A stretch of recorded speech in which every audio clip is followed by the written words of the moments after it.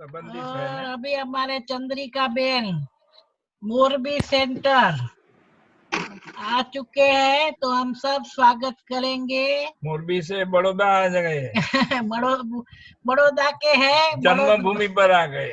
और फिर बड़ौदा में आज हमारे पास आए हैं, अपना बहुत अच्छा अनुभव सुनाएंगे। चंद्रिका बेन, वेलकम। ओम शांति।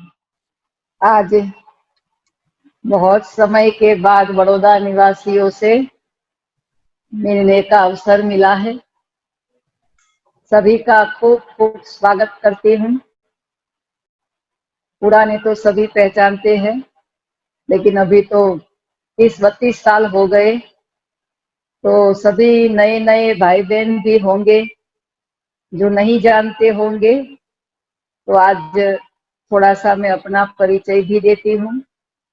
बाद में जो भी बाबा के ज्ञान की धारणा करके एक एक बातों का जो जीवन में अनुभव हुआ है, बाबा के साथ का, मदद का, बाबा की छत्र छाया का जो अनुभव हुआ है, वो आप सभी को मैं सुनाऊंगी।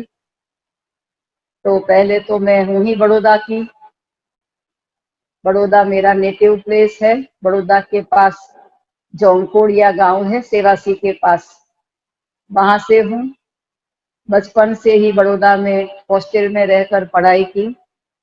यूनिवर्सिटी में, एमएस यूनिवर्सिटी में फिर बीकॉम हुई, और पढ़ाई करके जब घर वापस गई तो फिर तो लड़कियों को तो क्या होता है, माँ बाप यही चाहते हैं कि शादी कर ले। लेकिन मैंने अपने जीवन में कोई विजन नहीं देखा था, बस जैसे समय अनुसार जो होता जाता है तो करते रहो। तो उसी समय पर हमारे गांव में लाइब्रेरी थी, और तो कोई काम नहीं था, तो लाइब्रेरी से मैं बहुत बुक्स लेकर के पढ़ती रहती थी। तो अंदर में एक उलझन थी कि जीवन का उद्देश्य क्या है, मतलब क्या है, कुछ उलझन सी थी। तो उसी समय पर जो लॉस एंजल्स में गीता बेन है, तो हम बचपन से स्कूल में भी साथ में पढ़े, हॉस्टल में वो भी रहती थी, फिर यूनिवर्सिटी में भी साथ में थी। तो वो वहाँ बड़ौदा में सेंटर पर जाती थी। तो हमारे गांव की माता एक थी, तो वो वहां पर उसको मिली, तो उसने बोला कि मेरी फ्रेंड है चंद्रिका, आप उसको एक चिट्ठी देना। तो चिट्ठी में लिखा था कि चंद्रिका, ये बहुत अच्छा ज्ञान है, तो आप सेंटर पर आओ एक बार। लेकिन मैं भक्ति मार्ग में बिल्कुल नहीं मानती। कभी भगवान का दर्शन करना या आरती करो, पूजा करो, व्रत करो, उपवास करो, कुछ नहीं। और ऐसे आश्रमों में भी जाने का मैं पसंद नहीं करती। तो उस समय तो मैंने सोचा ये गीता बेन को क्या हो गया है, ऐसे आश्रम की बात करती। फिर वो माता जी को तो मैं अपमान नहीं कर सकती। मैंने बोला आपके पास इसकी कोई बुक्स है? तो उसने बोला हाँ हाँ मेरे पास एक है। तो उसने मेरे को साप्ताहिक कोर्स की एक बुक दी, और वो जो बुक मैं रात रात जाग कर पढ़ती थी, 2-2 बजे तक। तो वो बुक मैंने 10 बजे शुरू की पढ़ना, तो 2 बज गया, 2 ढाई बज गया। फिर मेरे को नींद आने लगी, तो मैं सो गई। तो एकदम जैसे मैं शरीर से निकल रही हूँ, एक ज्योति है और शरीर से मैं निकल रही हूँ, और ऊपर से ऐसा प्रकाश का स्रोत मेरे ऊपर आया, और एकदम मेरे शरीर में झंझनाहट हो गई। और इतना अच्छा अनुभव, आज भी वो याद करती हूँ तो मुझे अंदर में कुछ हो जाता है। तो मेरे को लगा कि कुछ तो है इसमें। तो मैंने 2-3 बार वही बुक पढ़ी, और मुझे समझ में आ गया कि ये अभी सृष्टि चक्र है, आत्मा पार्ट बजाती है, अंत समय है। तो मेरे को समझ में आ गया, तो अंदर में बस हुआ कि मुझे इसमें आगे बढ़ना है। फिर वो माताजी को मैंने बोला कि मेरे को इसका पूरा सेट चाहिए, तो आपके पास होगा? बोला मैं सेंटर से ले आऊंगा। तो उस समय में पूरा सेट मैंने मंगवा लिया, और मैं घर में ही अभ्यास करती थी। 1 मास तक घर में बस अभ्यास करती रही।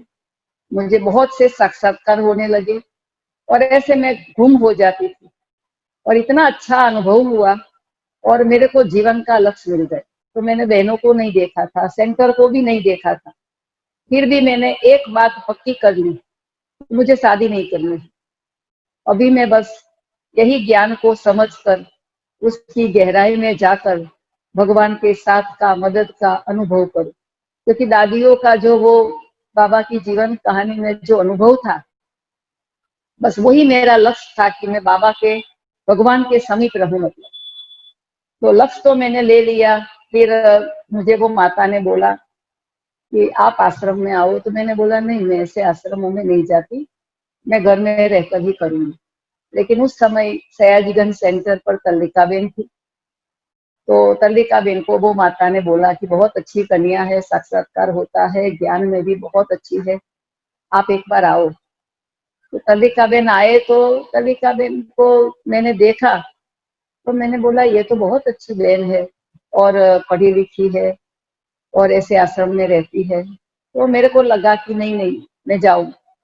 फिर मेरा आना जाना शुरू हुआ। घर में वैसे छुट्टी थी आने जाने की, लेकिन पिताजी को जब ये पता पड़ा, मैंने बोला कि अभी मेरे लिए ये लड़का बड़का ढूंढना बंद करो, मेरे को शादी नहीं करनी है और मैं यही जीवन जीना चाहती हूँ। तो घर में बहुत संघर्ष हुआ, लेकिन आखिर मैंने जब मक्कमता दिखाई कि भाई आप कुछ भी करो, मैं शादी नहीं करूँ, तो पिताजी ने बोला शादी नहीं करनी है तो भले, लेकिन आश्रम में नहीं जाना।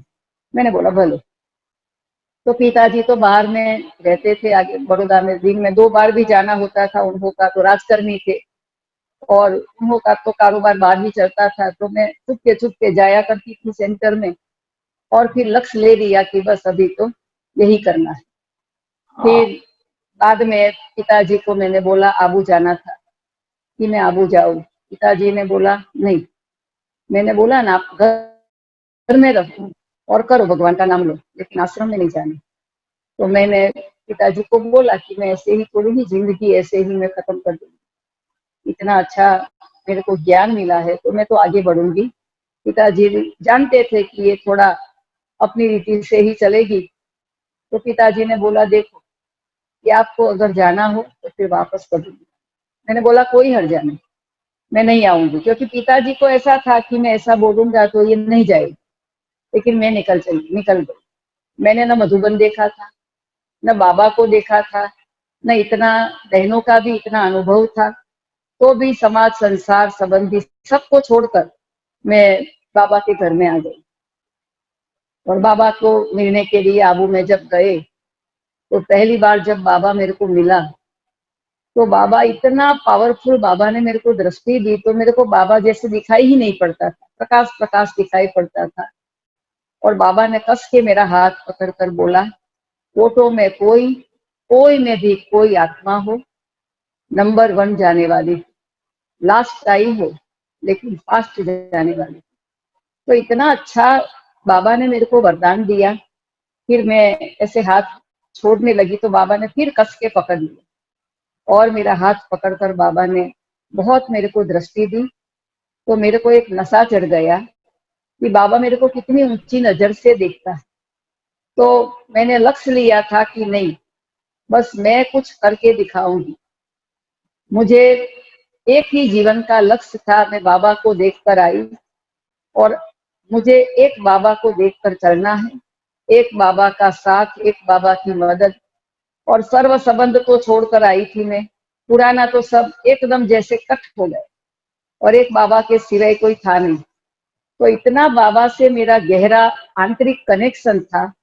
तो भले मैं सब कुछ करती थी, लेकिन अंदर की मेरी जो लगन जो थी, तो इतनी बाबा के साथ थी कि बाहर की कोई परिस्थितियां, क्योंकि जो घर में कभी नहीं किए थे काम, जो कभी भी जैसे किसी का कहने पर चलने की भी आदत नहीं थी, घर में स्वतंत्रता थी। तो सेंटर में तो छोटी छोटी बात में भी रोकना टोकना, ये वो जो सब होता है, तो मैंने अपने आप को जैसे मार दिया था।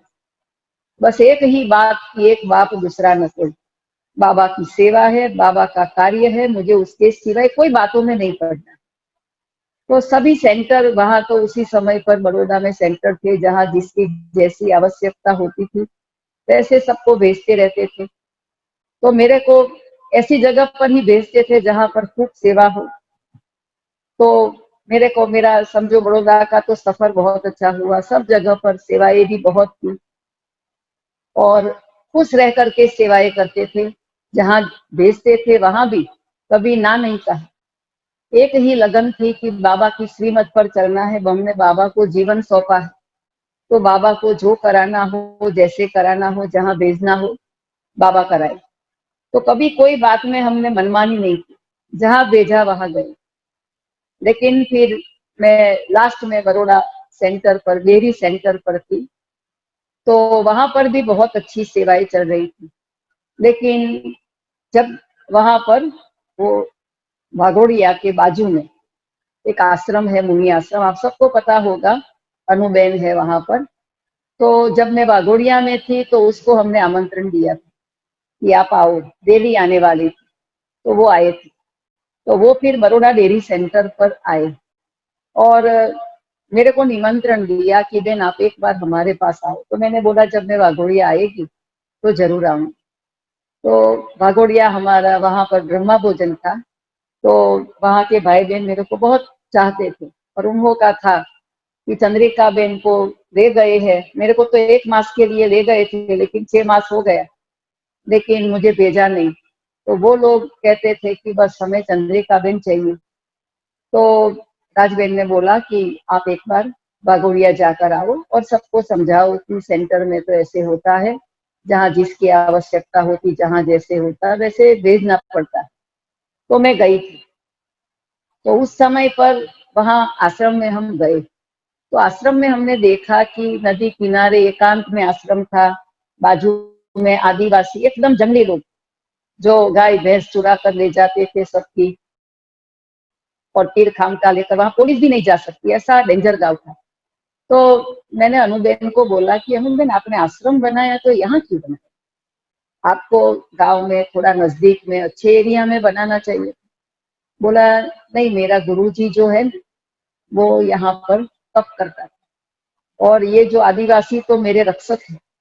उन लोगों को दूर से भी कोई ऐसे, क्योंकि टेकरी टेकरी पर रहते थे, झोपड़ियों में, झाड़ नीचे झोपड़ी, तो दूर से भी हमारे आश्रम के आसपास कोई जानवर आता है तो वो दूर से उसको मार देते और हमारी रक्षा करते।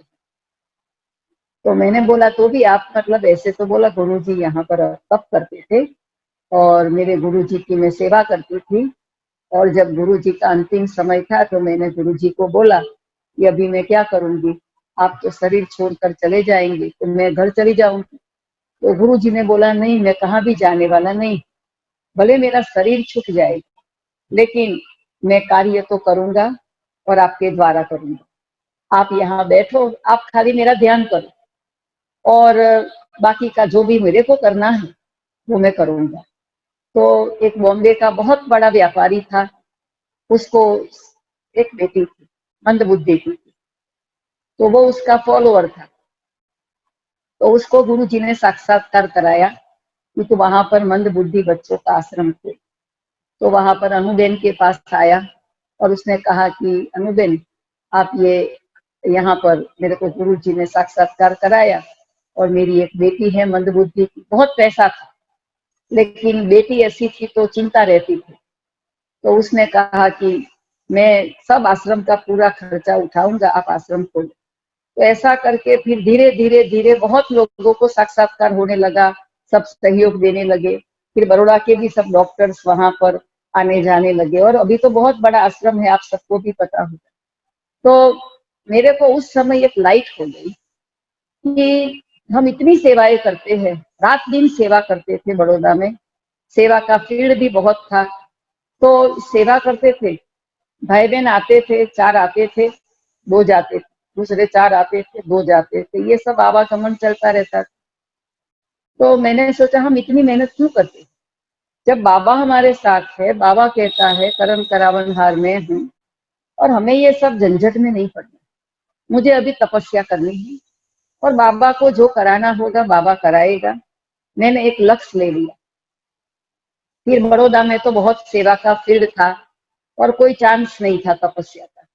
फिर मैंने अपने राजबेन को बोला कि राजबेन मुझे बड़ौदा छोड़ना है। तो राजबेन ने सोचा कि ये उसको पता नहीं नाराजगी होगी, तो राजबेन ने बोला देखो मैं आपको कोई भी तकलीफ हो तो मेरे को तकलीफ कुछ भी नहीं, मैं बस अभी तपस्या करना चाहती हूँ, ये झंझटों से मुझे मुक्त होना है। मुझे कोई सेवा की जिम्मेवारी नहीं चाहिए, सेंटर का इंचार्ज नहीं बनना है। मुझे बस कोने में बैठकर मेरे को जो काम दे वो करूं और तपस्या करूं, ये मेरा लक्ष्य था। तो राज बहन तो बोलती थी नहीं नहीं ऐसा तुम नहीं सोचो ये वो, लेकिन मैंने सल्ला दीदी को भी बोला, सल्ला दीदी ने बोला नहीं नहीं ऐसा सोचो भी मत, इतना अच्छा सेंटर छोड़कर आओगी। मैंने बोला दीदी मेरे को सेंटर नहीं चाहिए। फिर सल्ला दीदी के पास में गई, राज बहन ने मेरे को भेजा, वहां पर बहुत सेवाएं की।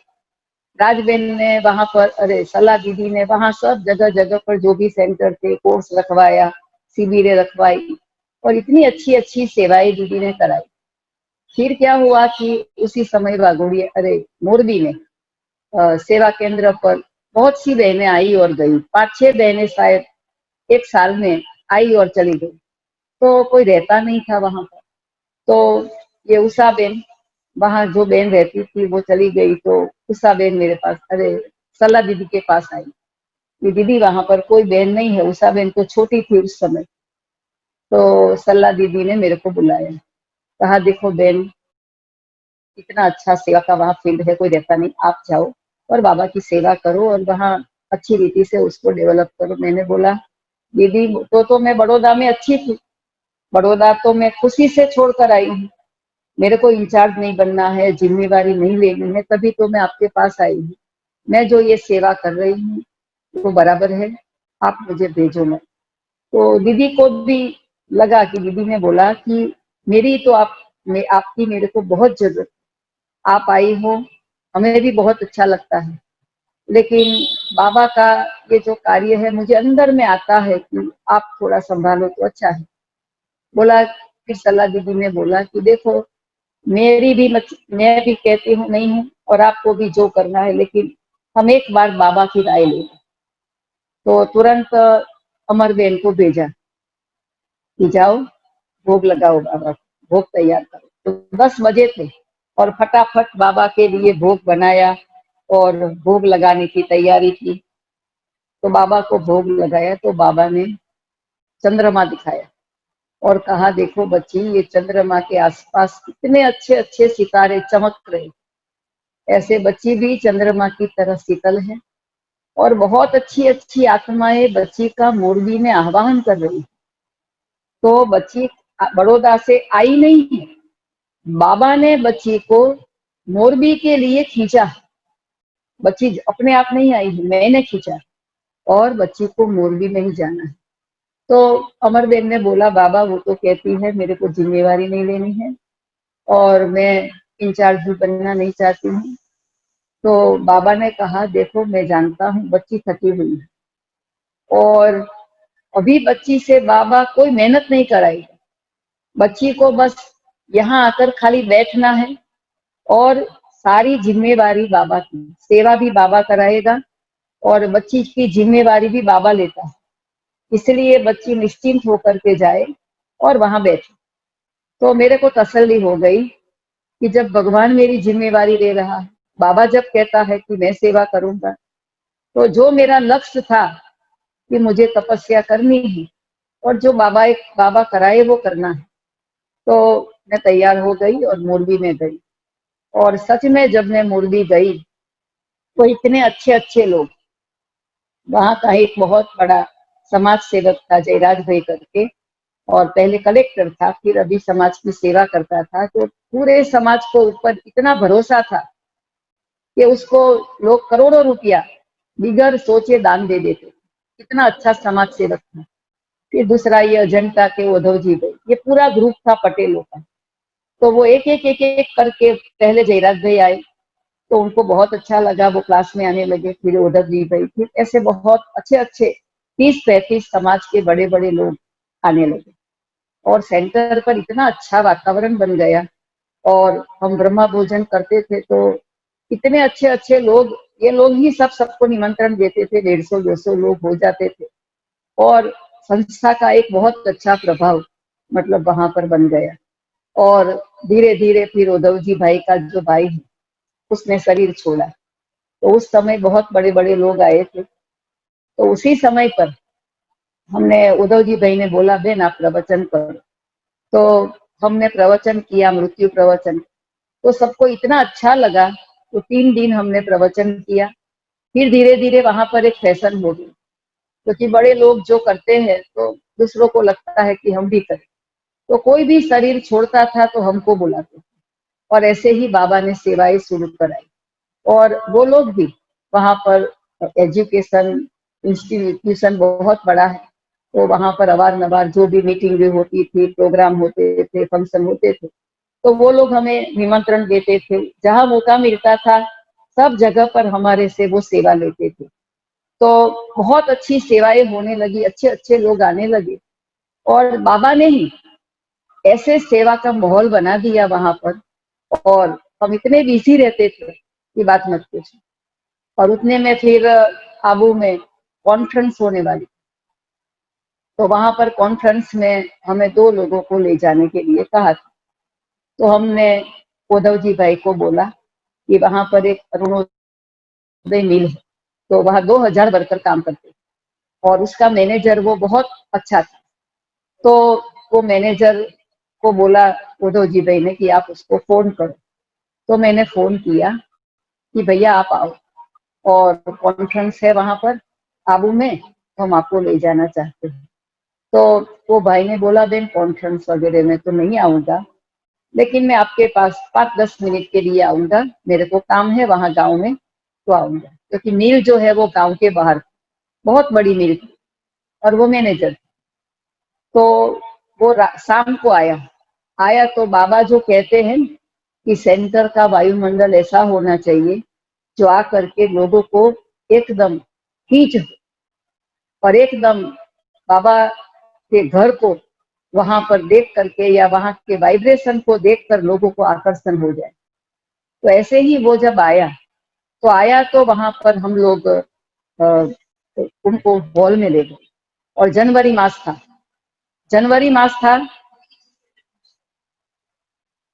जनवरी मास था। तो वहां पर आकर के वो योग करने लगा। तो वो तो बैठ गया, 5 मिनट के लिए आया था, और 15-20 मिनट तक बैठा रहा। फिर बाद में उसकी वाइफ ने कहा कि चलना नहीं है हमें।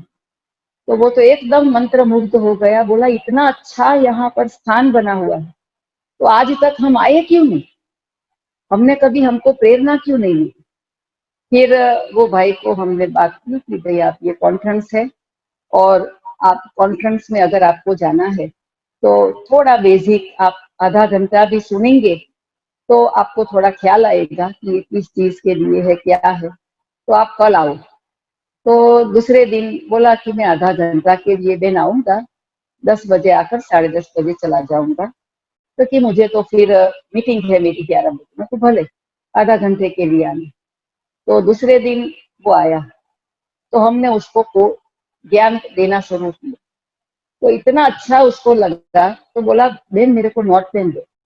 तो नोट पेन दिया, तो वो तो लिखने लगा। मैं उसको इतना समझाती गई, सारा फटाफट वो लिखने लगा। 10 बज गए, 11 बज गए, तो उसकी वाइफ बोलती है आपकी मीटिंग है, आपको पता है। बोला मीटिंग को कैंसिल कर दो, आप फोन कर दो तो भाई को कि भाई अभी आज मीटिंग नहीं, जब मीटिंग करनी होगी बाद में बताऊंगा। तो 1 बज गया, 10 बजे से 1 बजे तक मैं बोलती रही, वो लिखता रहा, और इतना उसको अच्छा लगा। फिर उसकी वाइफ ने बोला कि आप तो फ्री हो, घर में जाकर खाना खा लेंगे, ये बहनों को तो अभी खाना भी बनाना है, खाएंगे, आप अभी चलो। तो वो हंसने लगा, बोला मेरे को तो इतना अच्छा लगा। तो बोला बहन आप खा पी के कितने बजे फ्री होंगे। मैंने बोला हम तो 2 घंटे में फ्री हो जाएंगे। तो उसकी वाइफ तो बोला मैं 3 बजे में आ जाऊंगा। तो उसकी वाइफ बोलती है बहने तो कहे लेकिन उन लोगों को आराम भी तो करना होगा, हम बाद में आएंगे थोड़ा। तो बोला भले हम 4 बजे में आऊंगा, लेकिन मैं आ जाऊंगा। तो फिर 4 बजे आया, 6:30 बजे तक। फिर उसने बोला कि नहीं बहन मैं कॉन्फ्रेंस में जरूर आऊंगा। बहुत वो प्रभावित हो गया, और घर जाकर उसने, वो अपना जो मालिक है चेयरमैन कांति भाई, वो बॉम्बे में रहता था, और वो बॉम्बे में कॉटन एसोसिएशन का वो प्रेसिडेंट था, बहुत बड़ी व्यक्ति थी। जैन थे, तो उसको बोला, वो तैयार हो गया, दूसरे 2-3 तैयार हो गए। तो दूसरे दिन वो तो आया, बोला बहन हम 6 लोग हैं बॉम्बे के और हमारा नाम लिख लो। अभी उद्धव जी भाई ने भी दूसरे को तैयार किया, बड़े बड़े, उसको देखकर दूसरे 6 यहाँ से तैयार हो गए। तो 12 लोग स्पीकर लेवल सब तैयार हो गए। और जब मैं आबू में लेकर गई तो इतना अच्छा मतलब उन लोगों को लगा और इतना वो लोग प्रभावित हो गए। तो उसके कारण फिर यहाँ पर बहुत सेवाएं, लोगों का भी मतलब आकर्षण बढ़ने लगा कि इतने अच्छे अच्छे लोग जाते हैं तो कुछ तो है। मतलब बाबा ने देखो यहाँ के लोगों से, लोगों के द्वारा बॉम्बे का वो बड़ा, जो कहाँ भी मतलब हाथ में भी ना आए, तो वहां पर योगिनी बहन, मीरा बहन थे, तो उन्होंने मेरे को बोला कि उन लोगों को तो कहाँ से पकड़ कर ले आए, ये अच्छे अच्छे लोग, कभी तो ये तो लोग कभी हाथ में आने वाले नहीं थे। तो मैंने बोला देखो वहां के वीआईपी ने इन्हों को तैयार किया और ऐसे ऐसे हो गया।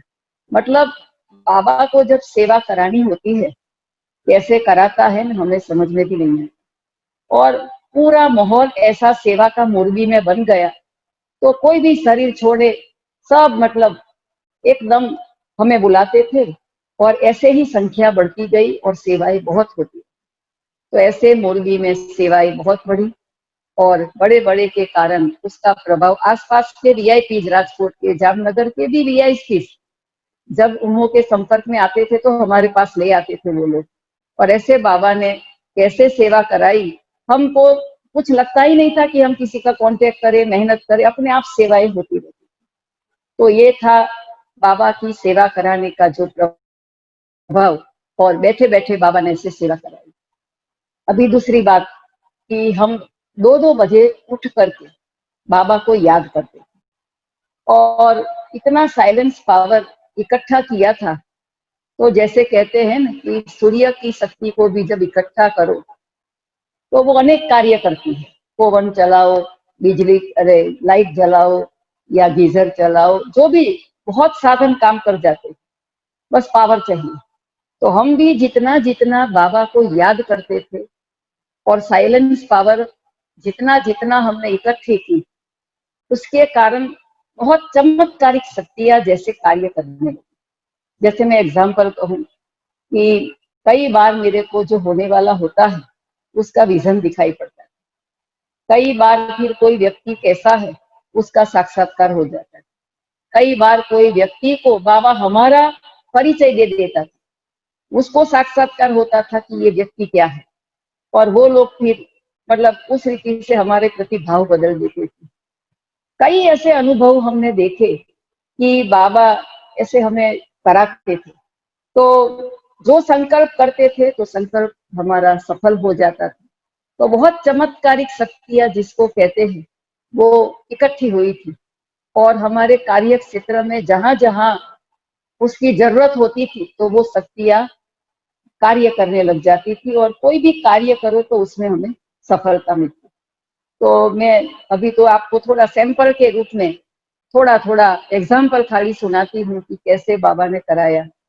तो एक बारी क्या हुआ कि हमारे सेंटर के बाजू में झोपड़पट्टी, तो सेंटर तो एकदम शहर के बीच में है, लेकिन वो थोड़ा सा एरिया है, उसमें थोड़े झोपड़े, और हमको गवर्नमेंट ने जमीन दी, तो हमारा तो कॉर्नर पर मकान है, तो बाजू में झोपड़ी है। तो हमको कई लोगों ने कहा कि बेन इसको आप ना थोड़ा कवर कर लो और बगीचा बना लो। मैंने बोला म्यूनिसिपालिटी की जमीन है और हम तो ऐसे कुछ गैरकायदेसर काम तो हम नहीं कर सकते हैं परमिशन के बिना।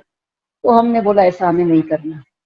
तो आप मानो नहीं, चीफ ऑफिसर हमारे पास आए और चीफ ऑफिसर आकर के बोलता है कि बेन आप ये जमीन में जितना हो सके कवर करो और बाद में आप है ना डिमांड लगा दो कि भाई हमको ये जमीन चाहिए, और भले जब म्यूनिसिपालिटी आप दे न दे लेकिन कम से कम ये गंदगी दूर हो जाएगी।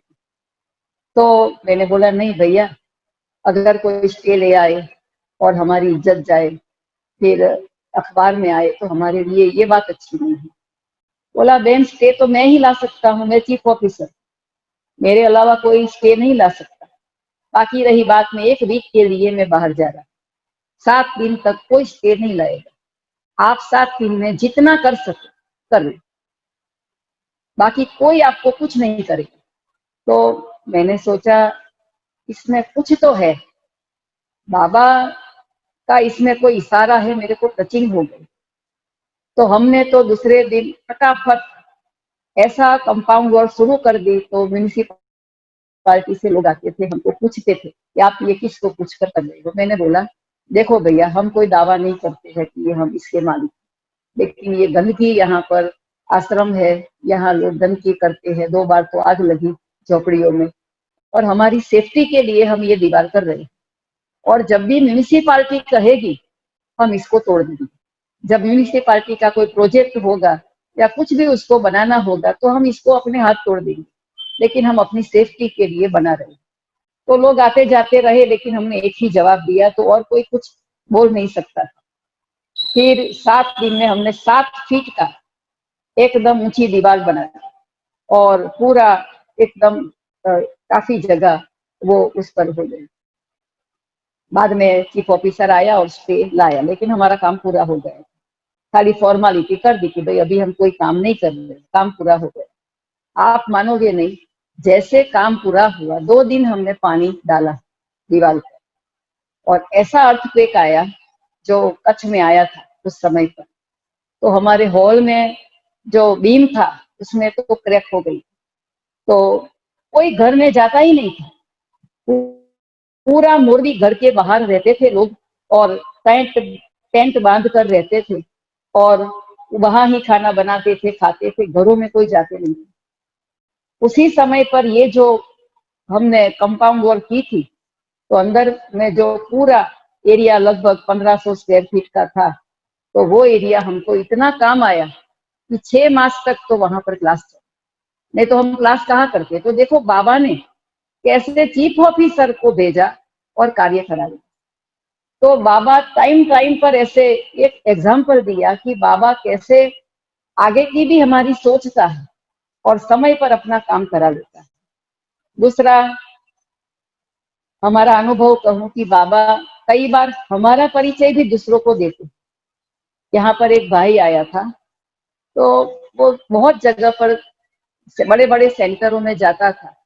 तो यहाँ पर उसकी बदली हुई, तो वो यहाँ सर्विस करने के लिए आया था। लेकिन उसको अपना थोड़ा अहंकार था कि मैं तो बहुत बड़ी बड़ी बहनों को जानता हूँ, पहचानता हूँ, ये तो छोटी बहन है, ये क्या है। तो वो बस हर संडे को आता था और आकर चला जाता था, कभी मिलता नहीं था, बात नहीं करता था, तो ऐसे ही चला जाता। तो सवेरे सवेरे एक बारी अमृत वेले 3 बजे वो उठा, तो बाबा ने ऐसे उसको साक्षात 3 बजे, मतलब पौने 3 बजे, 3 बजे उठता था, पौने 3 बजे उसको साक्षात्कार हुआ कि मेरा दूर दूर तक कोरा जा रहा है।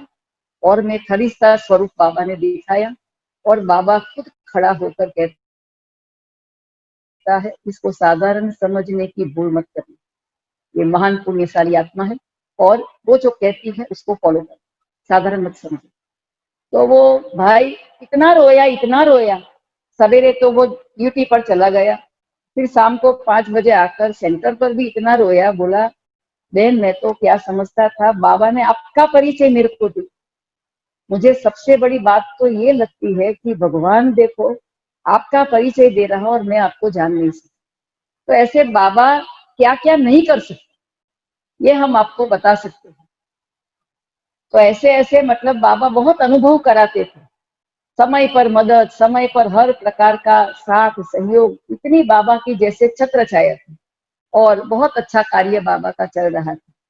फिर धीरे धीरे जैसे मैंने कहा ना बाबा कैसे परिचय देता, तो मैं आपको एक बार की बात कहूँ कि हम गुजरात की 35 बहनें, जो बड़ी बहनों की एक थी, तो 35 बहनों को दादी ने ओम शांति, अरे डायमंड हाउस, डायमंड हॉल, उसके पीछे जो मीटिंग हॉल है, वहां पर हम 35 बहनों की मीटिंग नहीं, लेकिन दादी मिलने वाले थे। जानकी दादी का क्लास था, और पीछे सब बहनों को बोला था कि आप लोग रहना, दादी हम सबको मिलेगी। तो हम बैठे थे, तो मैं तो दूसरे सोफा में कोने में बैठी। तो दादी जी आए और आ करके सबको दृष्टि देने लगी।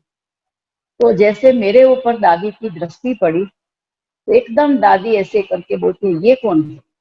तो मेरे दृष्टि मेरे को दे रहे थे तो मैं तो दादी जी को देख रही थी। तो मैंने बोला, दादी मैं? तो बोले, हाँ, ये कौन है? इसको मैंने पहले देखा क्यों नहीं, पहले पहचाना क्यों नहीं, आज तक मैंने जाना क्यों नहीं? तो दादी एकदम सवाल करने लगी। फिर तो सफेद लाइट कर दी और दादी ने कहा कि दादी ये बहन मोरबी की। दादी ने कहा, मैंने आज तक देखा क्यों नहीं, मेरी नजर क्यों नहीं पड़ी? तो ऐसे करके दादी फिर चुप हो गए। फिर तो सबको दादी ने 2 शब्द बोल करके टोली दे दी। फिर मैं जब गई तो दादी ने मेरा हाथ पकड़ कर मुझे बाजू में सोफा में बिठा दिया और सबको दादी ने टोली दे करके मतलब रवाना कर दिया। फिर दादी मेरा हाथ पकड़ करके मुझे, सामने ही कॉटेज है दादी का, तो दादी कॉटेज में ले गई और दादी ने मेरे को अंगूठी पहनाई। तो पता नहीं दादी ने क्या देखा जो दादी को इतने सवाल उठे, क्योंकि मैं कभी पहले दादी के संपर्क में आई नहीं थी और दादी के सामने कभी आने का हमें मौका भी नहीं मिला था। चलो कभी आते थे तो क्लास में तो ठीक है, पहले उस दिन दादी ने खास मेरे ऊपर दृष्टि रखी और अंगूठी पहना दी। फिर दादी बोलती है, चलो गुलजार के पास। तो दादी मुझे गुलजार दादी के पास भी ले गए। तो गुलजार दादी ने कहा कि करावन हार कैसे अपना काम कराता है, आप उसका एग्जाम्पल। ये वरदान गुलजार दादी ने दिया। तो दोनों दादियों की नजर में बाबा ने मुझे डाल दिया और ऐसा करके दादी के नजदीक में आई। फिर दोबारा एक बारी दादी के पास में गई थी और सलाह दीदी आई। तो दादी ने परिचय मेरा कराया कि दादी ये मोरबी की बहन। दादी ने कहा, तुम किसका परिचय करा रही हो? मैं भगवान को बोल सकती हूँ, इसे नहीं बोल सकती, ऐसा दादी ने कहा। पता नहीं दादी को अंदर में क्या था। फिर मैंने सल्ला दीदी को भी पूछा, दादी ऐसा क्यों कहती है जब भी मेरे को मिलते हैं? बोला, दादी का तेरे से कोई पुराने पिछले जन्म का कोई संबंध होगा या कुछ भी होगा। तो ऐसे दादी जब भी मैं दादी को तो हर मास मिलने जाती थी, तो कोई भी आता था, दादी कहती थी, आप इसको जानते हो? ये मेरी सखी, बिल्कुल मेरे जैसे, ये मेरी सखी है। जयंती बहन को बोला, जयंती आप इसको जानती हो? ये मेरी सखी, बिल्कुल मेरे जैसे। निर्मला बहन, कोई भी आते थे तो दादी ऐसे ही परिचय देती। और जब भी हम दादी के पास में जाती थी मिलने, दादी बोलती थी, तुम 5:30 बजे आ जाना। 5:30 बजे मुझे डायमंड वो कॉन्फ्रेंस हॉल में दादी रोज वैसे 7:30 बजे जाती है, क्योंकि मैं और दिन नहीं जाती थी, प्रोग्राम आदि नहीं होते थे। तो 7:30 बजे दादी मुझे ले जाती थी और जो गुलदस्ता दादी को देते थे वो गुलदस्ता दादी मेरे को देती थी। स्टेज पर बैठाती थी, गुलदस्ता देती थी और मेरा परिचय करवाती थी और फिर कहती थी मुझे क्लास करो, उस सबको क्लास कराओ। ऐसे कई बार ऐसा हुआ। एक बार तो डायमंड हॉल में हम बैठे थे तो मैं सामने ही बैठी थी और पूरा क्लास भरा हुआ था। दादी ने कहा, चंद्रिका ऊपर आओ। तो मुझे ऊपर बुलाया और सबके बीच में दादी बोलती है, मेरी एक ही सखी है और एक सखा है, बस। तो ऐसे दादी जब भी मेरे को देखती है तो कुछ ना कुछ दादी के मन से ऐसी बात निकलती थी जैसे दादी के लिए मैं खास हूं। और ऐसे ही दादी के समीप में आती गई और जब भी मैं जाती थी पूरा दोपहर में भी दादी के पास रहते थे और अच्छी रीति से मतलब दादी से मिलते थे। फिर एक बारी अहमदाबाद में क्या हुआ, दादी जी बीमार थे तो 15 दिन हॉस्पिटल में रहे, स्टर्लिंग में रहे। तो मैं बार बार पूछती थी कि मेरे को मिलने आना है। तो दीदी बोलते थे कि दादी को होश ही नहीं है तो मिलकर क्या करेंगे, किसी को नहीं आने देते हैं, क्योंकि दादी आंखें ही नहीं खोल रही। फिर क्या हुआ, दादी को वहां लोटस में ले आए। फिर तो दादी, डॉक्टर ने कह दिया कि भले घर में रेस्ट करे, बाकी वैसे अभी तो कुछ मतलब जो हमको करना है वो हमने कर लिया और आप ये दवाई देते रहो। तो फिर मैंने दीदी को बोला कि दीदी मेरे को एक बार दादी को मिलना है, तो आप कहो तो मैं आ जाऊँ। तो मैं दीदी ने बोला भले आओ। तो मैं दादी के पास गई, तो दादी तो सो गए थे और किसी से मिलते ही नहीं थे। और हंसा बेन, जयंती बेन सब बैठे रहते थे बाहर में। बाहर माना दादी सोती थी और साइड में बैठे रहते थे, क्योंकि दादी कुछ बातचीत करती ही नहीं थी। फिर जब मैं गई तो 3 बजे से हम लोग गए थे, तो 5 सवा 5 बज गए। फिर मैंने हंसाबेन को बोला कि खाली में दादी को दूर से देख लो और हम निकल जाते हैं, क्योंकि अभी हमें कहा 4-5 घंटे हो जाएंगे तो फिर अंधेरा हो जाएगा, रात हो जाएगी, तो हम निकलते हैं। तो हंसाबेन ने बोला भले, आप खाली दादी के पास जाकर देखिए। तो जैसे ही मैं दादी के पास गई तो दादी ने आंखें खोली और एकदम ऐसे हाथ करके बोलती, एकदम दादी जैसे उठने के लिए तैयार हो गई। मुझे बोला मुझे उठाओ, ऐसे इशारा करने लगे। तो मैंने दादी को दोनों हाथ पकड़ लिए, दादी के सर पर मैंने हाथ रखा और दादी को बहुत प्यार से वैसे बातें करती हाथ रखा और दादी के पास में बैठ गई। तो दादी मुझे बोले मेरे को उठा, मेरे को उठा। एकदम जैसे दादी भान में आ गए और चार्ज हो गए। तो मैंने दादी को बोला नहीं दादी आप सोई रहे। तो फिर मैं ऐसे दादी के पैर दबाती रहती थी और दादी मेरा हाथ छोड़ती नहीं। फिर दादी मेरे को बोलती है तू मेरे को योग करा, मेरे को योग करा। तो 10 मिनट तक दादी से मैंने दृष्टि ली और बहुत इतना जैसे गहरी, दादी की गहराई में चले गए और इतना अच्छा योग किया 10 मिनट। फिर दादी एकदम अच्छे से, फिर दादी बोलती है मेरे को बिठाओ। मैंने बोला नहीं दादी आप रेस्ट करो। और फिर बोलती है कि इसको खाना खिलाओ, सलाह दीदी को बोलती है इसको खाना खिलाओ और इसको ये करो, फिर सौगात ये करो। तो दादी तो बोलना बंद गई और मतलब जैसे बहुत जैसे एकदम चार्ज हो गई। तो हंसाबेन को भी बहुत अच्छा लगा। बोला अभी दीदी कल से सभी बहनों को बुलाओ और दादी से मिलाओ, तो दादी को अच्छा लगेगा।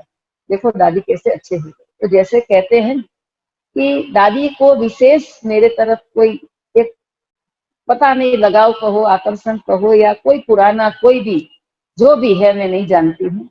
मैंने एक बार दादी को कहा कि दादी आप जब भी मैं मिलती हूँ, जब भी ऐसा होता है तो आप हमेशा कहते हो कुछ न कुछ ऐसी बात करते हो, तो आपको क्या मतलब दिखाई पड़ता है? दादी के मैं कुछ नहीं करती हूँ, वो करता है, मतलब बाबा करता है। बाबा की तरफ इशारा करके दादी ने कहा। तो ऐसे हमेशा दादी से मैं हर मास मिलने जाती थी और ऐसे दादी इतना प्यार से मेरे को मिलती थी। एक बारी सवेरे सवेरे ज्ञान सरोवर में दादी थे, तो मैंने फोन किया हंसाबेन को अगले दिन कि हंसाबेन मैं दादी से मिलने आ रही हूँ। तो दादी हाजिर होगी। बोला हाँ हम सवेरे निकल करके आ जाएंगे 12 बजे तक, तो आप आ जाना। तो हम आए तो हंसाबेन दादी को इतना उठाए कि दादी उठो हमें नीचे जाना। दादी उठो, तो दादी नहीं उठी। जैसे दादी हंसाबेन ने कहा दादी चंद्रिका नीचे आने वाली, तो दादी एकदम उठ गए और मतलब तैयार होने लग गए। फिर आने में 1 बज गया। तो दादी हंसाबेन बोलती है, अरे दादी बोलती है तू चंद्रिका को बोला। तो हंसाबेन ने बोला दादी अभी वो भी थक कर सो गई होगी, अभी 5 बजे आएगी तो मिल लेना। बोला नहीं तू चंद्रिका को बुला। फिर हंसाबेन ने समझाया कि दादी वो भी 4-5 घंटे जर्नी करके आई है, हम 5 बजे उसको बुला लेंगे। तो जैसे मैं 5 बजे आई तो दादी ऐसे ऐसे मतलब मेरे को जैसे बहुत समय से मेरी राह देख रही और ऐसा करके दादी एकदम मेरे को गले लगा दी। तो बहुत दादी का प्यार मिला, दादियों की दुआएं मिली। प्रकाश मणि दादी भी जब भी हम दादी के पास जाते थे तो इतना दादी का प्यार था। एक बारी क्या हुआ, प्रकाश मणि दादी को हम मिलने के लिए गए थे क्योंकि हमको कवर देना था। तो दादी को मैंने बड़ा कवर दिया। तो उस जमाने में तो कोई इतना देता नहीं था। तो दादी एकदम मेरे को बोलती है तुम कहाँ से लाती? मैंने बोला दादी जो हमारे पास आता है हम दे देते, हम बचाते नहीं हैं और हमें जरूरत भी नहीं। तो दादी ने मेरा इतना हाथ चूम लिया, मेरा सर चूम लिया, और मैं से ऐसे कंधे पर दादी मेरे को, सखिया होती है ना तो कैसे कंधा कंधा मिला करके चलती, ऐसे कंधे पर हाथ रखकर दादी मेरे को अपने योग रूम में ले गई। तो योग रूम में मैं दादी के साथ बैठी थी, हम योग करते थे। तो दादी मेरे कंधे पर सर रख करके सो गई। 15-20 मिनट हो गई तो दादी दादी सो गए थे, तो मैं भी स्थिर बैठी कि दादी उठ न जाए, भले सोए। फिर एकदम दादी उठ करके मेरे को दादी दृष्टि देने लगी। तो मैंने बोला, दादी अगर आप ऐसा प्यार देंगे तो मुझे तो अंदर में आता है, मैं जल्दी जल्दी 10 लाख लेकर के आपके पास आ जाऊं। मेरे मुख से निकल गया। दादी बोलती है, अच्छा कब आएगी? तो मैंने बोला, दादी आप, तो दादी ने कहा 6 मास में आ जाए। मैंने बोला, हाँ दादी भले, मैं आ जाऊंगी। तो इतना दादी ने प्यार दिया, मेरे सर पर हाथ घुमाया और मेरे को हाथ पकड़कर बाहर ले आई और मेरे हाथ सौगातों से भर दिए। जैसे मैं बाहर आई तो हमारी माताएं मेरे लिए वेट कर रही थी, क्योंकि मैं अकेली गई थी, तो माताएं थी, तो माताएं वेट कर रही थी। तो बोला, लाओ सौगात। तो सब सौगातें उन्होंने ले ली। फिर मैंने बोला, देखो दादी ने कितना प्यार दिया, और मैंने तो दादी को, हमारे पास तो कुछ था नहीं, जो था वो ले गए, लेकिन मैंने तो 10 लाख का दादी को दे कह दिया है। तो अभी तो 6 मास में 10 लाख। तो आप देखना कैसे बाबा हमारा संकल्प पूरा कराने के लिए कहाँ कहाँ बाबा ने काम कर दिया। आपको मैं बताऊं कि जैसे मैं बाहर निकली तो एक माता ने कहा, बहन 1 लाख तो मैं दूं। फिर 2 दिन बाद, उस समय में मोबाइल नहीं होते थे, तो हमने फोन किया वहां से, पीसीओ से। तो फोन किया तो नीचे मैंने घर में उषा बहन को फोन किया कि उषा बहन, दादी को तो हमें 10 लाख देने हैं, और ऐसे ऐसे दादी बहुत प्यार देती थी, उनको दादी बहुत अच्छे से मिले, ऐसे ऐसे मैंने बात की। तो उषा बहन ने कहा, बहन 5 लाख तो आ गया। तो मैंने बोला, कैसे? तो आप देखो कैसे बाबा कार्य करता है, चमत्कारी शक्तियां कैसे कार्य करती है। कि मैंने संकल्प किया कि मुझे देना है। तो एक भाई है, उसकी 2 दुकान, एक में वो अपना कपड़ा बेचता है, और दूसरी एक सूटकेस वाला है, बैग वाला है, उसको उसने भाड़े दी। तो वो भाड़ा भी नहीं देता था, न तो उसका कोई वो खरीद के भी नहीं देता था, हाउस टैक्स भी नहीं भरता था, कुछ नहीं। तो ऐसे दादागिरी करता था। तो मेरे को जो संकल्प आया कि मैं दूं बाबा को, तो उसको संकल्प आया कि बाबा मेरी ये दुकान अगर ले ले, खरीद ले तो आधा आपको। तो उस, उसको संकल्प आया। दूसरे दिन वो बैग वाला आया, बोलता है, दिलीप भाई अगर आप ये दुकान बेच दो तो मैं 5 लाख रुपये में ले लूं। तो उसने सोचा चलो 5 लाख भी मिल जाता है तो काम बन गया। तो 5 लाख उसका आया। फिर 2 दुकान के ऊपर एक हॉल था, तो वो सूटकेस वाला के बाजू में पंसारा की दुकान है, तो उसको बड़े बड़े बर्तन रखने के लिए तो गोडाउन चाहिए था। तो उसने सोचा मैं भी यहाँ दीवार में वो कर दादर रख दूं, सीढ़ी एक बना दूं, तो मेरे को दुकान से ही अंदर गोडाउन मिल जाएगा। तो वो भी गया उसके पास, बोला, दिलीप भाई आपने दुकान बेच दी तो आप मेरे को ऊपर का दे दो, तो मेरा गोडाउन तरीके काम निकल जाएगा। तो बोला कोई हर्ज नहीं। तो उसने भी 5 लाख दे दिए। तो उसको 10 लाख मिला, तो उसमें से आधा उसने बाबा का था। तो देखो कई बार हम सोचते हैं कि हमारे पास है नहीं, हम क्या करें, लेकिन जब हम संकल्प करते हैं तो बाबा कहाँ कहाँ से किसी किसी को टच कर देता है, हमारा भी काम बन जाता है, उसका भी काम बन जाता है, और वो दुआएं भी देते हैं और खुशी खुशी देकर जाते हैं, और हम भी ईमानदारी से खुशी खुशी बाबा को दे देते। फिर एक माता जी थी, उसने अपना कड़ा बनाने के लिए, हाथ के कंगन बनाने के लिए 30,000 रुपया रखा था। ये बात है 35 साल पहले की। तो कंगन बनाने के लिए उसने पैसा रखा था, 4,000 रुपया उस समय सोने का था। तो वो 30,000 रुपया दे गई। तो जैसे मैं 7 दिन के बाद जब घर में आई, तो ऐसे छोटा मोटा करके 7 लाख तो हो गए 7 दिन में।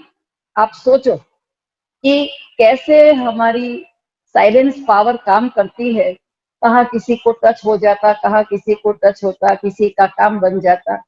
हमारे कई भाई बहन ऐसे हैं जिन्हों का एक एक का आप अनुभव सुनाओ तो पूरा दिन निकल जाए।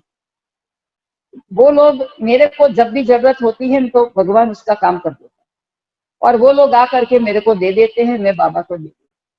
तो कई बहनें मेरे को कहती है कि चंद्रिका बहन, ये कैसे होता है, आप कैसे ये सब सहयोग आपको मिलता है। तो मैं यही कहती हूँ कि मैं ईमानदारी से, सच्चाई सफाई से, मैं तो एजेंट हूँ। जब भी मेरे पास कुछ भी आता है हम इकट्ठा नहीं करते, जो आया वो बाबा को दे दी। तो हमारे घर में भी सब फ्री, दूध फ्री, सब्जी फ्री, हर चीज जो भी चाहिए माताएं लेकर जाती है। और संकल्प करो कितना भी कोई चीज चाहिए, कोई ना कोई आकर के सामने से दे जाता है, कभी 1 रुपये का भी खर्चा नहीं होता। तो बाबा कहते हैं आप मेरा ख्याल करो, मैं आपका ख्याल करता हूँ। तो ऐसे ही हमारा काम चलता। बहुत सारे अनुभव है। मैं तो अभी कहते हैं ना कि समय की जो है ना लिमिट है, तो उसी अनुसार मैं यही बात कहती हूँ कि हमेशा दादियों की भी दुआएं मिली है, दादियों की नजरों में रहे हैं, बाबा की नजर में रहे हैं। और साइलेंस पावर पता नहीं क्या क्या काम कर लेती है। एक एक बहुत हमारे पास एग्जाम्पल है जिससे लगता है कि बहुत कुछ योग से हो सकता है। और इसीलिए देखो बाबा ने हमको ज्ञान रत्नों से तो आज तक भरपूर करके आए हैं। लेकिन ये जो समय बाबा ने दिया है तपस्या करने के लिए और साइलेंस पावर इकट्ठी करने के लिए, और वही साइलेंस पावर कैसे काम करती है वो तो हमें अनुभव है। इतना समझते हैं कि कोई ऐसा चमत्कार नहीं, लेकिन हमारे कार्य में, हर कार्य में सफलता मिले। जो भी कार्य करो उसमें हमें सफलता मिले, हम निश्चिंत रहे, बेफिक्र रहे। और उसके लिए जो भी जरूरी शक्तियों की है वो अपने आप शक्तियां कार्य करने लगती है और ये कार्य चलता रहता है। जिसको हम कहते हैं ना, मैं हंसी की एक बात सुनाऊं कि एक भाई था, विदेश से आया था। तो उसने यहाँ का तंत्र देखा कि कोई डिसिप्लिन नहीं, लोगों का कोई कारोबार में कोई ठिकाना नहीं, सब जगह पर देखा।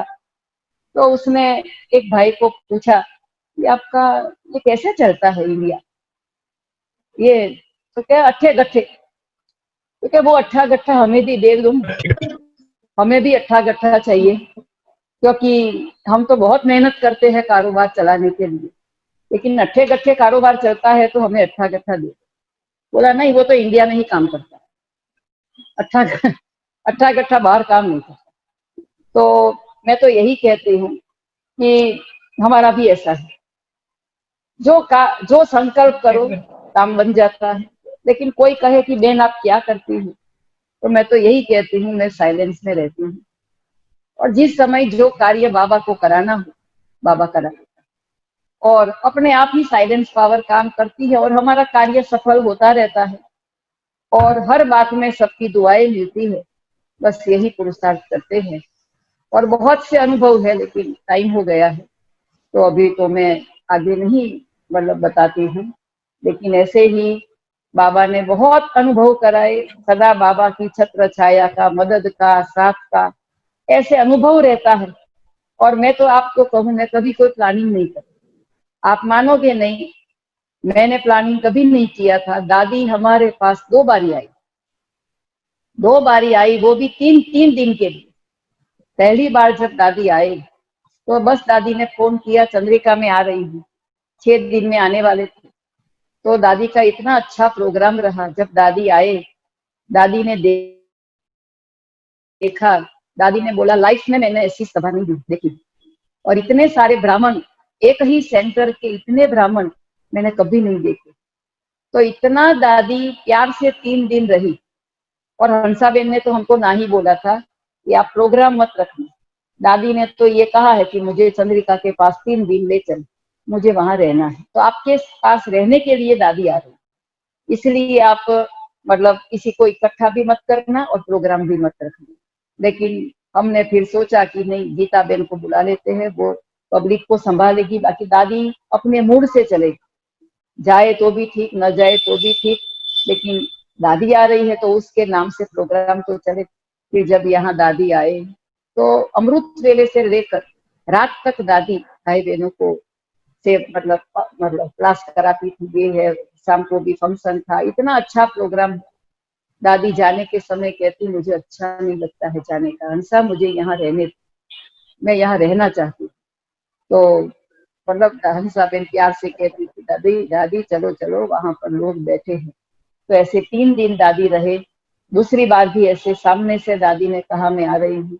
दूसरी बार भी जब दादी आई तो बहुत अच्छा प्रोग्राम रहा। 12-13 हजार लोग इकट्ठे हुए थे और ब्राह्मणों का सवेरे था तो खाली मोरबी के ही 2,500 ब्राह्मण थे। तो दादी बहुत खुश हो गए। दादी ने कहा वंडरफुल, ऐसा मैंने कभी देखा नहीं। सभा में भी जैसे बाप दादा आए हो ऐसा लगता था। तो बाबा देखो कैसे, बाबा ने फिर मैसेज दिया कि दादी आई नहीं है, बाबा लेकर आया मोरबी दिखाने के लिए। तो देखो हम कोई इच्छा नहीं रखते, मेरा एक ही स्लोगन है, मुझे कुछ चाहिए नहीं, मेरी कोई इच्छा नहीं, मुझे किसी से कोई अपेक्षा भी नहीं।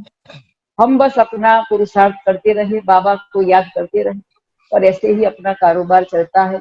बाबा की छत्र छाया मदद का कदम कदम पर अनुभव करते हैं और निरसंकल्प होकर बेफिक्र होकर ये कारोबार चलाते हैं। ओम शांति। ओम शांति।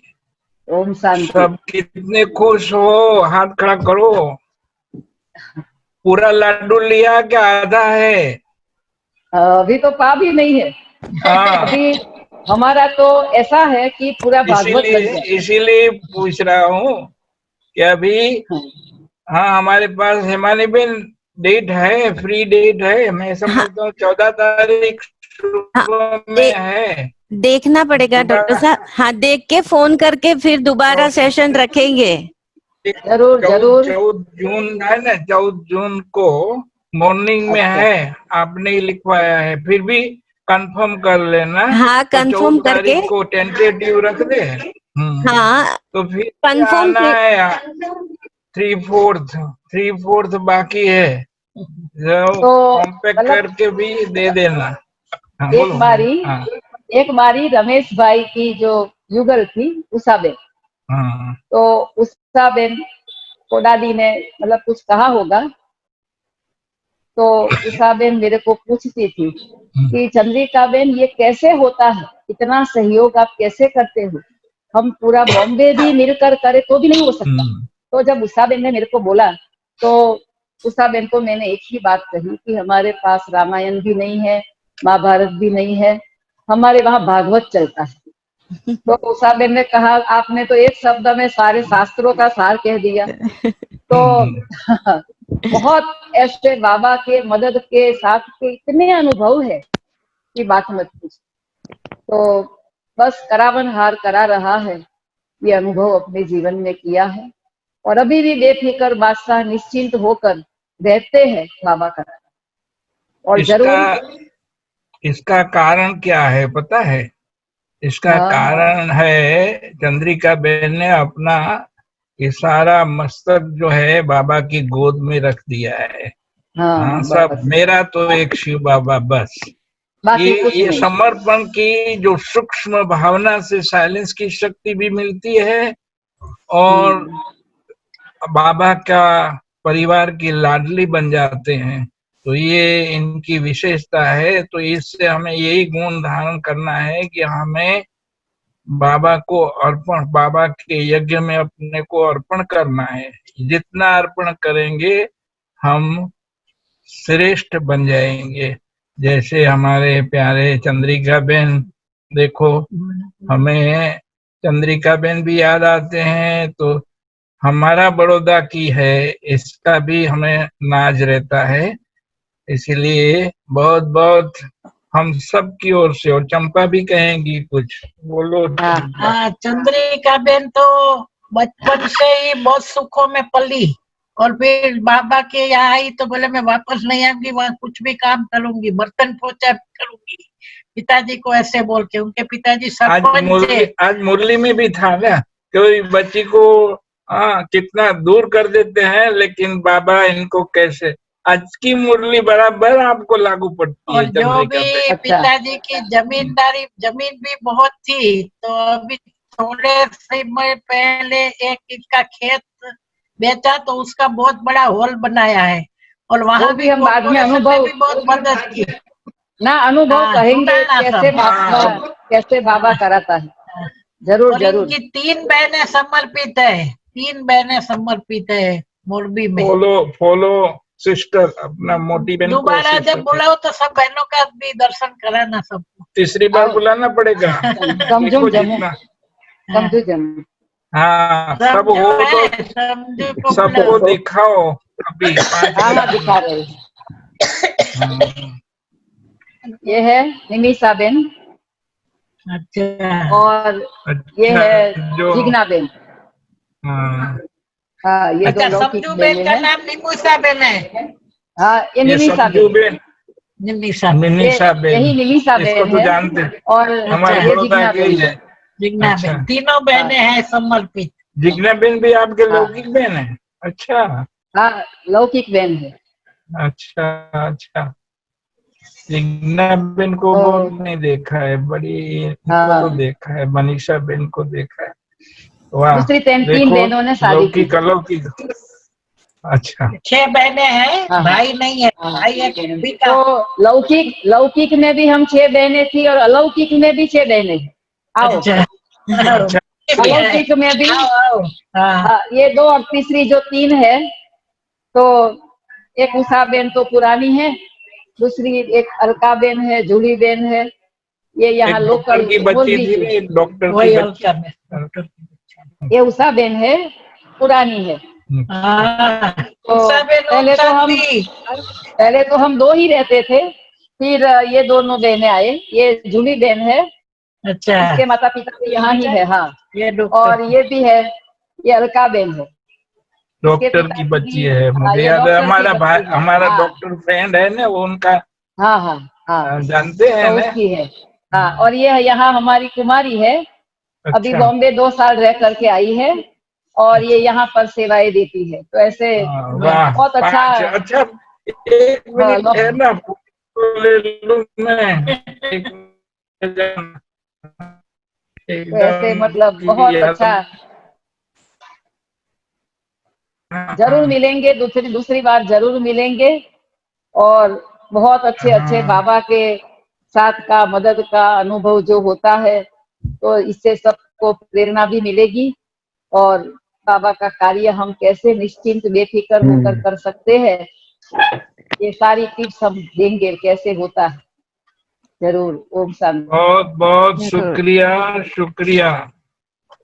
जरूर जरूर। आपको थैंक यू। मिलकर बहुत खुशी हुई है, और फिर मिलते रहेंगे सभी ना ना जरूर। एक हिमानी हाथ बेन, से। हिना बेन, हिना बेन बोलो हिमानी आप, बेन बोलो, Himani Humana Ben. Ben, Minesh हाँ भाई अपने, हाँ ये मिनेश। मिनेश भाई और हिमानी बेन ने ये बहुत मेहनत करके ये सारे कार्यक्रम रखे हैं। सब बड़े अच्छा बड़े है। लोग जो है दिल्ली हाँ से इससे और और फॉरेन से बहुतों को सब। इससे सबसे प्रेरणा मिलती है ना। एक हाँ अनुभव अलग चीज है।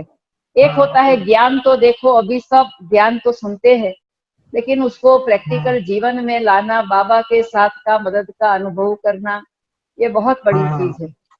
तो इसीलिए इससे सबको प्रेरणा बहुत मिलती है। पसंद आता है। हाँ, तो ना ये ना सब बहुत काम अच्छा। हमारे मिनेश भाई और हेमानी बेन, ये हेमानी बेन बहुत अच्छा। स्पॉटलाइट में आओ आप, ओम शांति दीदी। स्पॉटलाइट में भी आओ। हाँ, ओम शांति, ओम शांति। बहुत अच्छा है। और मिनेश मिलेंगे भाई फिर, भी है। जरूर मिलेंगे। हाँ हाँ हाँ हाँ। दीदी, फिर से आप आप लोग अभी मोर। हाँ हाँ हाँ आपका डेट फिक्स करेंगे एक, आपको जरूर। फोन से बात करके फिक्स कर लेंगे हाँ हाँ आपकी, क्योंकि बहुत जरूर सारे जरूर। आपके और अनुभव बहुत प्रेरणादायी है। तो हाँ हाँ आपको फोन से बात करके वो निश्चित जरूर कर जरूर। देंगे और फिक्स। एक वीक के बाद रखना, क्योंकि अभी आज मेरी शाम को सर्जरी है। अच्छा और हाँ तो 7 दिन थोड़ा आराम हो जाएगा, फिर बाद में रख लेंगे जरूर, जब भी ठीक है। टाइम हो। हाँ हाँ हाँ। जरूर जरूर। हाँ ओम शांति। ओके, ओम शांति दीदी। ओम शांति। चलिए योग कराइए आप। बाबा तेरे बच्चे हम, ऐसे हो हमारे करम, याद में हम टीके और बदी से भगे, ताकि अव्यक्त हो निकले हम।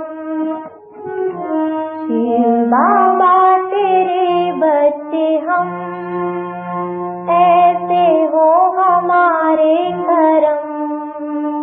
याद में हम टीके और बदी से भगे, ताकि अव्यक्त हो निकले हम। शिव बाबा तेरे बच्चे हम।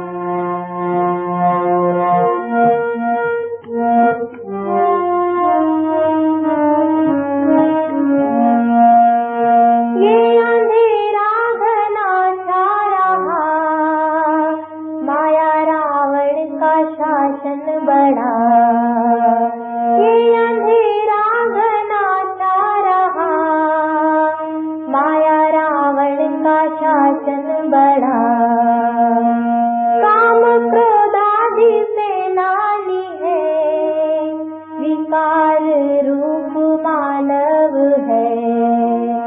इनमें सब है फंसे, पर ये ज्ञानी हंसे, हुआ तेरा दिव्य अवतरण। कलिका का यह उतरा कदम, भक्ति सत्य के संगम पर। भ्रष्टाचार सब हटे, श्रेष्ठ का जग बसे, ताकि सतयुग को